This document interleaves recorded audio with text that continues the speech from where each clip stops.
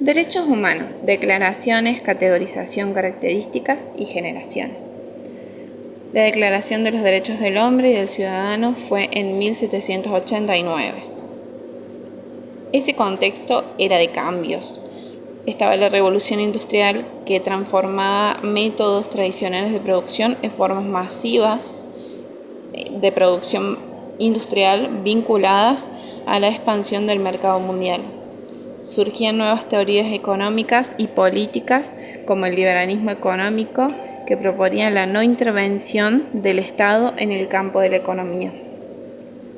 La Ilustración, corriente filosófica surgida en Francia, que proponía doctrinas políticas revolucionarias, impugnando al poder de la Iglesia, elegía la igualdad jurídica de los hombres y declaraba al pueblo como depositario legítimo de toda la soberanía. En 1776, Estados Unidos declaraba su independencia de la corona imperial británica. Todo este contexto, acompañado de la Revolución Francesa, dio lugar a que la Asamblea Constituyente dictamine la abolición del régimen feudal.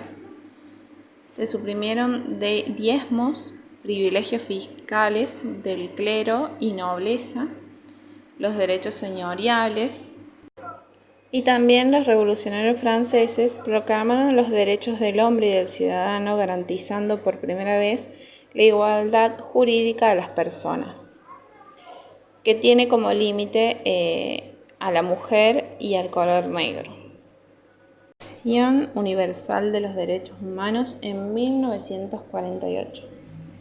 En 1945 se fundó la Organización de las Naciones Unidas, la ONU, que estableció los objetivos de salvación de la paz mundial, defensa de los derechos del hombre, la igualdad de derechos para todos los pueblos y el aumento del nivel de vida en todo el mundo.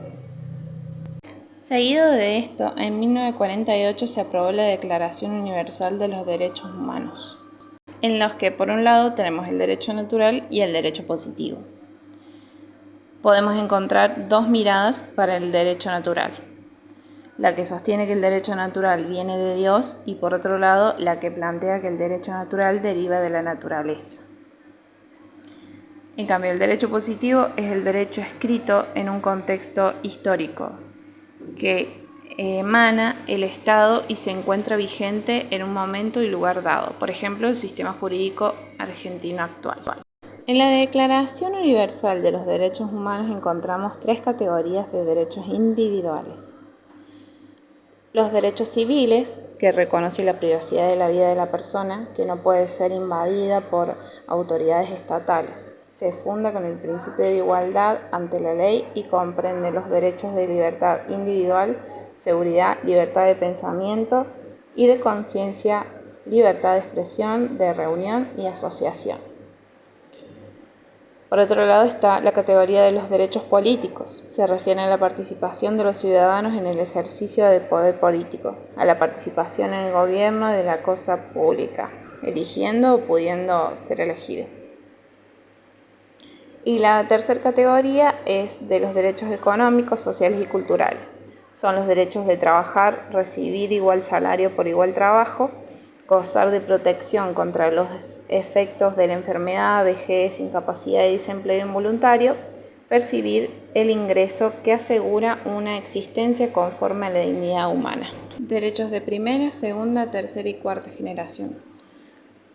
Los derechos de primera generación son los derechos civiles y políticos, los cuales constituyen límites al poder estatal. Como hecho histórico emblemático de su reconocimiento se señala la Revolución Francesa en 1789. Por ejemplo, los derechos civiles son los derechos a la vida, a la libertad, a la seguridad, a la propiedad. Derechos políticos sería el derecho al voto, a la asociación y a la huelga. Los de segunda generación son los derechos económicos, sociales y culturales. La lucha por la inclusión de estos derechos puede ser interpretada en términos de lucha por la igualdad fáctica, mientras que los derechos civiles y políticos garantizan la igualdad ante la ley o la igualdad jurídica. Estos derechos de segunda generación buscan reducir la desigualdad real entre las personas. Los derechos que surgen en el marco del proceso que inicia con la Revolución Industrial a fines del siglo XVIII y que se extiende hasta el avanzado siglo XX, teniendo como principales defensores de los sectores de izquierda y progresistas. Por ejemplo, los derechos a la salud, a la educación, al trabajo y a una vivienda digna. Los derechos de tercera generación suelen ser llamados también como derechos de solidaridad. El derecho a la paz, al desarrollo, al medio ambiente sano, el derecho al patrimonio común de la humanidad.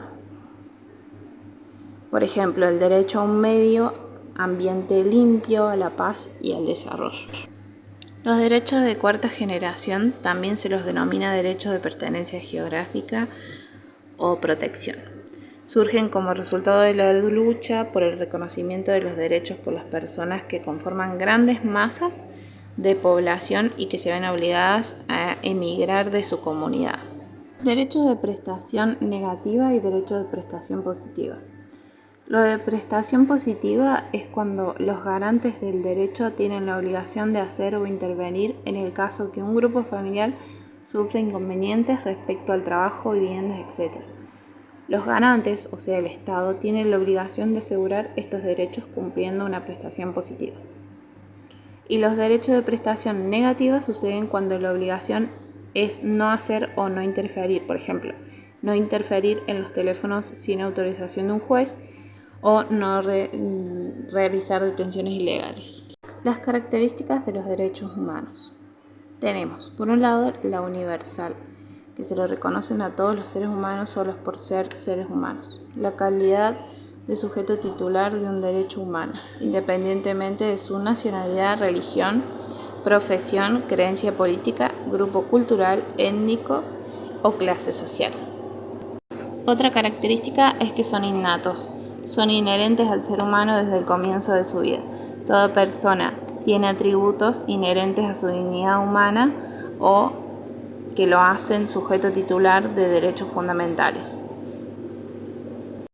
La tercera característica es que son irrenunciables. Ningún ser humano puede renunciar a los derechos o permitir que no se los respeten. La cuarta característica es que son inalienables, que los derechos humanos pertenecen a la humanidad de la persona y no pueden apartarse de ellos.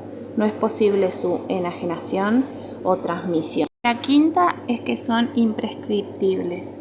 No se pierden por el transcurso del tiempo o no ejercicio. La sexta y última característica es que son indivisibles. Dependen unos de otros, no se pueden suprimir uno sin que se ponga en peligro la validez de los demás. Trabajo práctico realizado por la alumna Santillán Lourdes.